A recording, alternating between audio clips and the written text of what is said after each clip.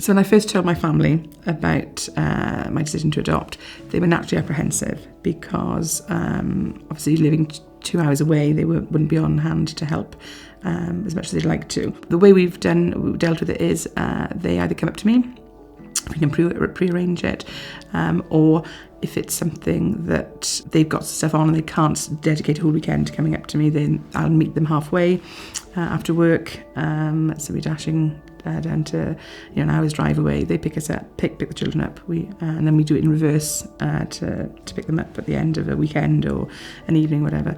But we've got my parents and my sister, so we've got a little bit of flexibility. Normally somebody can come up. My children are at that age now where they've just got a phone each, so they can text them on family chat, and they do a bit of FaceTiming with them as well off their own devices. My brother, he works away, but when he's home, he often invites my son around for a sleepover at his flat in Cardiff, which my son absolutely idolises his uncle.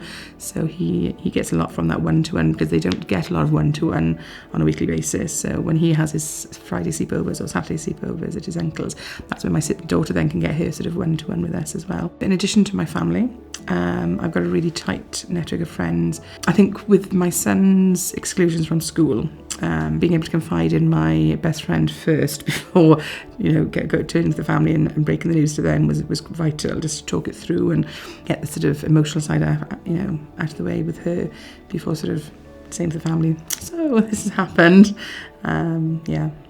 I had a friend who was in a very similar situation to myself, who was also a single parent with her family living in Ireland. So we sort of helped each other out with childcare, particularly around sort of parents' evenings and things like that. Obviously, having somebody to confide in is crucial.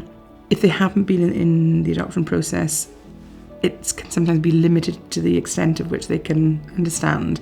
But most people are very empathetic and they can sort of somehow draw on personal experiences of parenting.